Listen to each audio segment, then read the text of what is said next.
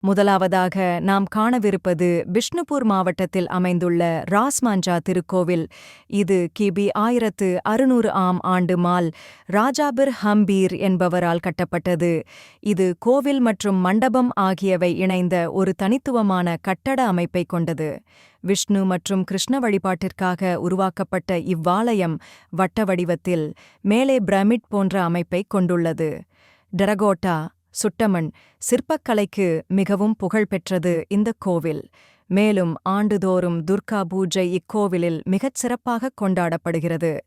இரண்டாவது நாம் பார்க்க இருக்கும் ஆலயம் ஸ்ரீ கிரீடேஸ்வரி சக்தி பீட ஆலயம். இந்த கோவில் மேற்கு வங்காளத்தின் முர்ஷிதாபாத் மாவட்டத்தில் அமைந்துள்ளது. இது ஒரு சக்தி வழிபாட்டுத் தலமாகும். மேலும் இது மிகப் பழமையான சக்தி பீட மரபுடன் தொடர்புடைய ஆலயமாகும். சதிதேவியின் கிரீடம் விழுந்த இடத்தில்தான் இக்கோவில் கட்டப்பட்டுள்ளது என்று புராணங்கள் கூறுகின்றன. பெண்கள் இங்கு விரதம் இருந்து அன்னை வழிபாட்டால் குடும்ப நலம் பெறும் என்பது மக்களின் நம்பிக்கை. இது மேற்கு வங்காளத்தின் மிகத் தொன்மையான அம்மன் ஆலயங்களில் ஒன்றாகும்.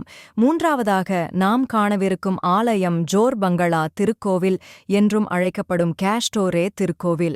இந்த கோவிலும் பிஷ்ணுபூர் நகரத்தில்தான் அமைந்துள்ளது. இக்கோவில் 17ஆம் நூற்றாண்டில் மல்ல அரசர்களால் கட்டப்பட்டது. இந்த கோவிலின் வடிவம் இரட்டை குடிசை போல் அமைந்திருப்பது தனிச்சிறப்பாகும். இது கிருஷ்ணருக்கு அர்ப்பணிக்கப்பட்ட ஆலயமாகும்.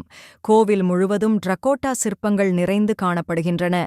அந்த சிற்பங்களில் ராமாயணம், மகாபாரதம் போன்ற இதிகாசக் காட்சிகள் செதுக்கப்பட்டுள்ளன.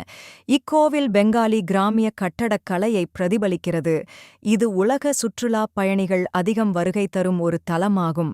முழு வீடியோவிற்கு கீழே உள்ள லிங்கை கிளிக் செய்யவும். மேலும் ஆன்மீக வீடியோக்களுக்கு குங்குமம் டிவி சேனலுக்கு சப்ஸ்கிரைப் செய்யவும். நன்றி.